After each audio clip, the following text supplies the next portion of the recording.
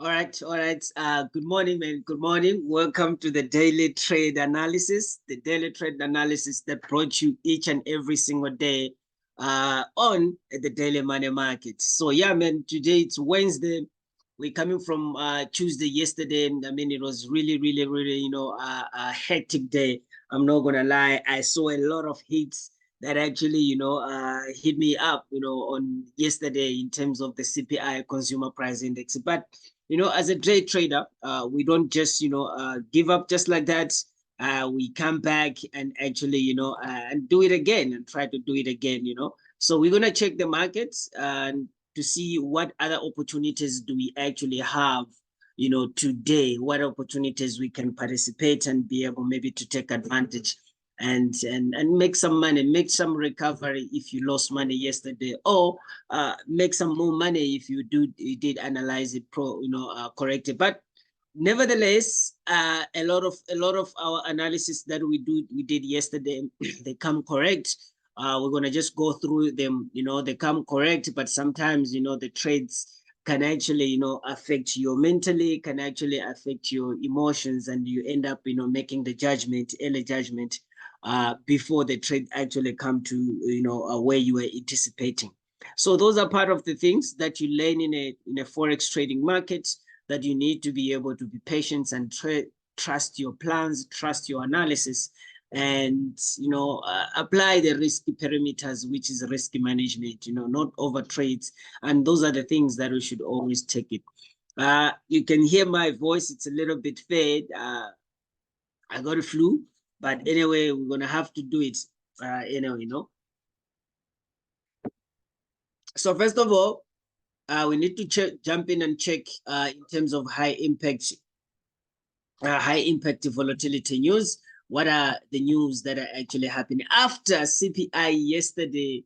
I mean, everything went crazy. Today, of course, we're going to see a little bit quiet day until tomorrow, where we're going to see, to Friday, until Friday, where we're going to see PPI, Producer Price Index. And again, we're anticipating another positive numbers, surpass the estimated, like the way CPI, NFP have been actually produced. So today, in China, there's a bank holiday again in China. Great British Pounds, GBP, there's a CPI year to year, which is 9 a.m. It's already done.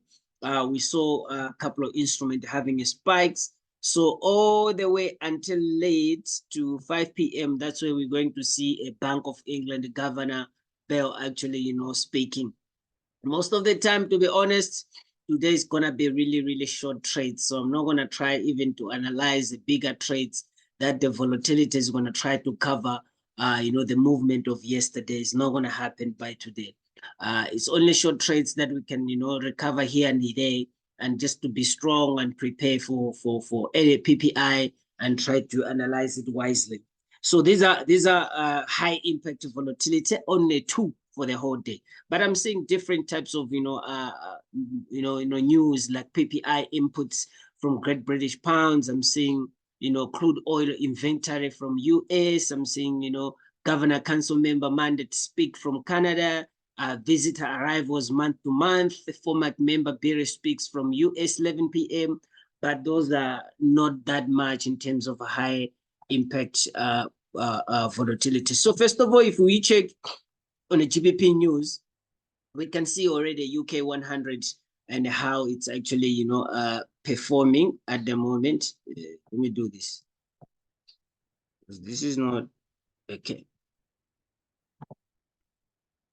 So we can also see, we're looking at the UK 100, how it performed because of the Great British Pounds news that actually drop. So look at how the trade actually took me out yesterday, put me all the way on the floor, and today I'm trying to recover. It's just a little bit of pips to get actually even on these trades. Then I can see maybe to close and see the different opportunities. Just to see what happened yesterday, here's the moves that we were actually, anticipating yesterday. The market was on top, it drops all the way. I was anticipating to this level. I never thought it would push the price to 38,000, and 30, and it did. It come back up a little bit. Right now, the market is sitting at 38,288 when it comes to US30. This is the short trades that I'm talking about, that I don't think this market will go over and recover this space, right? The space that actually, let me do this space. See the space that actually, start spiking yesterday. My idea is not like, I don't think the market will go all the way to this level, but I'm actually anticipating that if I want to jump in on a short trades, these are short trades that I can be able to capitalize. No, maybe this is here. These are short trades that I can be able to capitalize and be a little bit sure to say that, okay, if I take the trades now, pushes the price to 38,500, I'll at least make something. I think that's what is going to happen moving forward. It's going to now start forming the range of this spot, right? Going upwards until maybe Friday when a PPI comes, then maybe it might recover to 38,788. That's US30. When it comes to US30. So again, Nasdaq did the same thing yesterday. It was sitting on a high at 17,888, pushes the price all the way to 17,493. That wasn't that much in terms of anticipation, but do we think the market today will go to where it was, or is just a short recovery? As I said, I'm not looking for the long trades today. I'm looking for short trades to recover, short trades for recovery. So once the market goes on my short trades, take it here, bullish position to 17,758.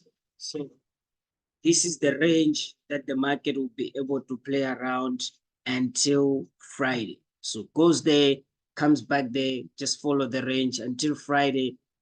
We're able now to actually breaks.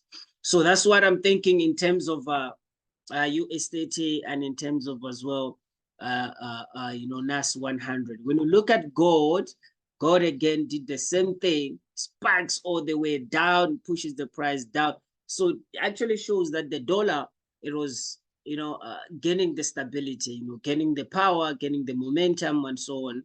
And the safe haven of the dollar, which is gold, is start losing the momentum. So it pushes the price from, we're anticipating at least to get to 2035, but it never get there. Pushes the price from 2029 to 1,990. 1,990, that's couple of some really, a move there. But again, if we are actually jumping in on gold today, again, we are looking for the short trades, because now the volatility has already spikes up. The market makers or market manipulators, they're not going to be able to push the price all the way to 2029 or 2029 right now without any high impact that is actually happening. So right now, it's just a collecting of small pips to this level, come back here, and let me see, yeah. Might collect to here, come back, collect and come back. So I don't think the possible it will get to 2029, but I think it will get maybe at least to 2007. Why? We're also gauging on this level, right?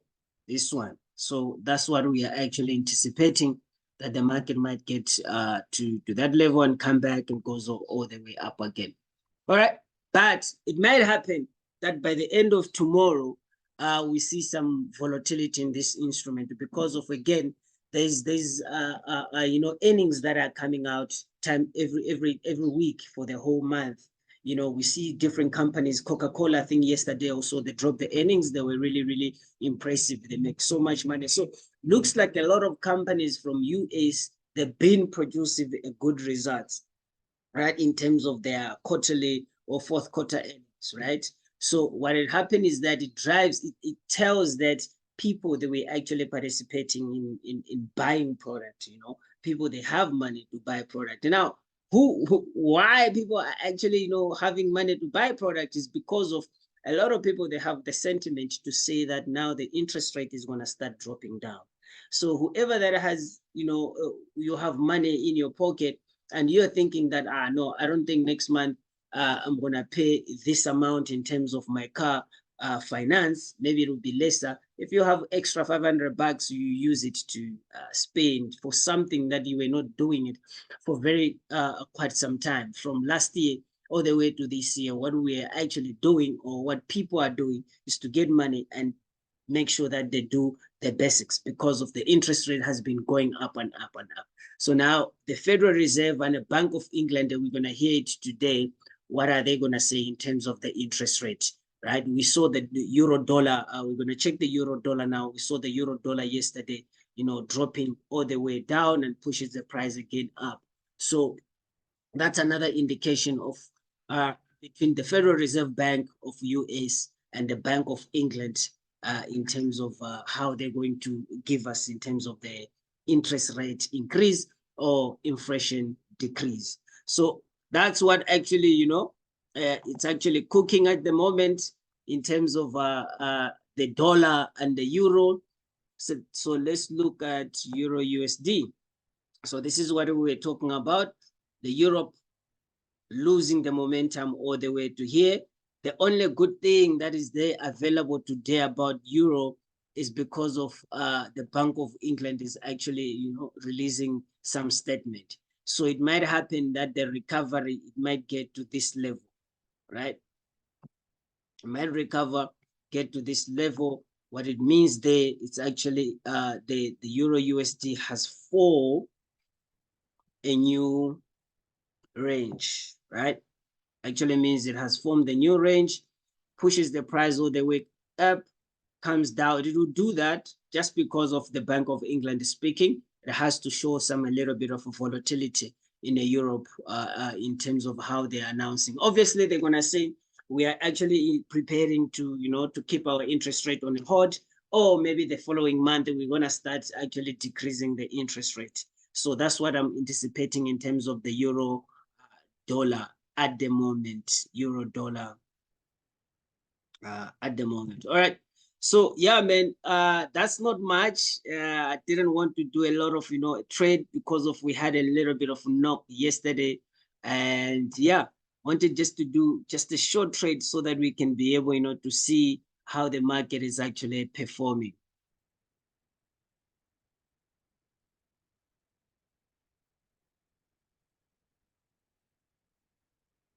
All right.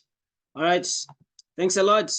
Don't forget, guys, keep subscribing, keep sharing, the videos, just a free analysis that can give opportunity for us to make some money.